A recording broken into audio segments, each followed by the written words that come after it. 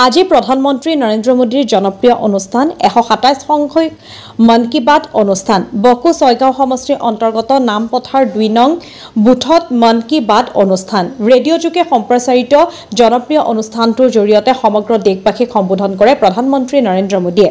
আজি বকো ছয়গাঁও সমষ্টিৰ অন্তৰ্গত ২০৩ নং বুথ নামঘৰত দেখা গ'ল মন কী বাত অনুষ্ঠান। এই মন কী বাত শুনিবলৈ দক্ষিণ কামৰূপ জিলাৰ অন্তৰ্গত চমৰীয়া সত্ৰ মণ্ডলৰ ২০৩ নং বুথত ওলাই আহিল প্ৰায় ২ শতাধিক মহিলা।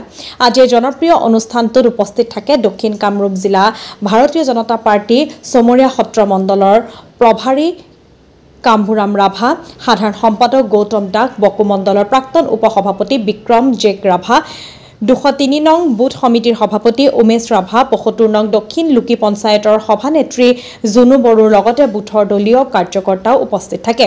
এনেদৰে ঠায়ে ঠায়ে বিজেপিৰ ভিত্তিকৰ জনপ্ৰিয় অনুষ্ঠানৰ প্ৰচাৰৰ বাবে লোৱা হৈছে এই কাৰ্যসূচী। এই অনুষ্ঠানত উপস্থিত থাকি এনেদৰে কয় বিজেপি চমৰীয়া সত্ৰ মণ্ডলৰ মণ্ডল প্ৰভাৰী কাম্বুৰাম ৰাভাই। বকুৰ পৰা ধনমণি মেধিৰ ৰিপৰ্ট, নিভাজ অসম লাইভ।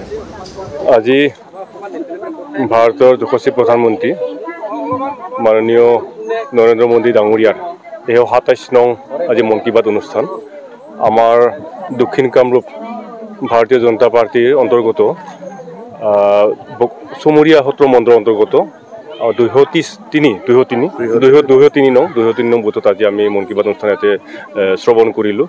আমাৰ লগত আজি মন কী বাত অনুষ্ঠান উপস্থিত থাকিলে চমৰীয়া সত্ৰ মণ্ডলৰ সাধাৰণ সম্পাদক গৌতম দাস ডাঙৰীয়া, বুথ সমিতিৰ সন্মানীয় সভাপতি উমেশ ৰাভা ডাঙৰীয়া, সন্মানীয় উপদেষ্টা ডাঙৰীয়া আৰু ইয়াৰ লগে বকো মণ্ডলৰ প্ৰাক্তন উপসভাপতি বিক্ৰম ৰাভা ডাঙৰীয়া সৈতে বুথ সমিতিৰ গোটেই বিষয়ববীয়াসকল তাৰ লগে বুথৰ অন্তৰ্গত শ্ৰদ্ধাৰ আই মাতৃসকল তথা জ্যেষ্ঠসকল সকলোৱে আজি আমি উপস্থিত থাকি প্ৰধানমন্ত্ৰী ডাঙৰীয়াৰ যি মন কী বাত অনুষ্ঠান সেইটো আমি সকলোৱে শ্ৰৱণ কৰিলোঁ।